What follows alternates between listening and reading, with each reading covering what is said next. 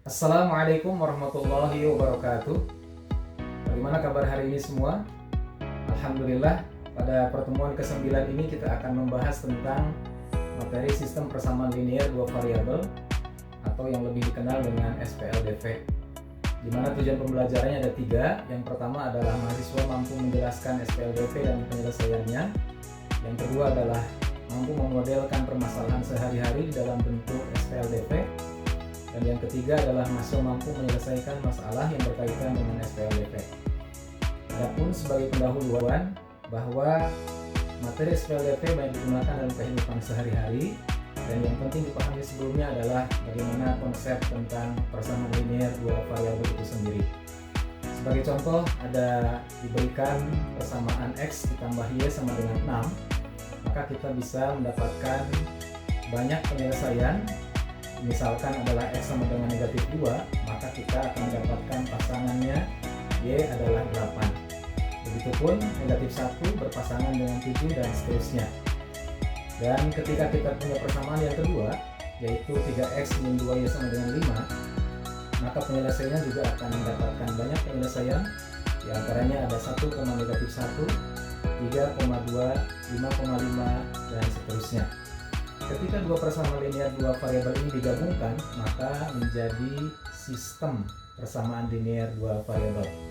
Oleh karena itu, bisa diambil pengertiannya bahwa SPLDV ataupun sistem persamaan linear dua variabel adalah suatu persamaan matematika yang terdiri dari dua persamaan linear dua variabel, misalkan variabel X dan variabel Y. Di mana bentuk umum persamaannya adalah persamaan pertama adalah sebagai AX ditambah BY sama dengan C, dan persamaan kedua adalah PX ditambah Y sama dengan R. Sebagai contoh, SPLDV adalah diberikan dua persamaan. Yang pertama adalah 3X plus 2Y sama dengan 8, dan persamaan yang kedua adalah X ditambah Y sama dengan 3. Di mana kedua persamaan ini penyelesaiannya adalah secara bersama-sama. Maka ketika menjadi sebuah sistem persamaan linear dua variabel, didapat penyelesaian X sama dengan 2 dan Y sama dengan 1. Adapun bagaimana cara menyelesaikan SPLDV tersebut, maka ada 3 metode yang bisa digunakan. Yang pertama ada metode grafik, yang kedua ada metode substitusi, dan yang ketiga adalah menggunakan metode eliminasi. Sebagai contoh, di sini diberikan sebuah sistem persamaan linear dua variabel, X ditambah Y sama dengan 5 dan X dikurangi Y sama dengan 1. Maka ketika menggunakan metode grafik adalah kita perlu menentukan terlebih dahulu titik potong dari masing-masing persamaan linear dua variabel tersebut.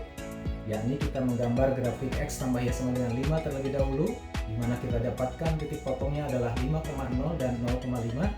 Sedangkan yang kedua menggambar grafik X dikurangi Y sama dengan 1, didapat titik potongnya adalah 1,0 dan 0,-1. Maka penyelesaiannya adalah dengan mengambil titik potong antara kedua grafik tersebut, yaitu 3,2.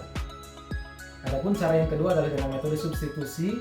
Kita misalkan ada dua persamaan yang menjadi satu sistem, yaitu X min 2Y sama dengan 5 dan X ditambah Y sama dengan 11.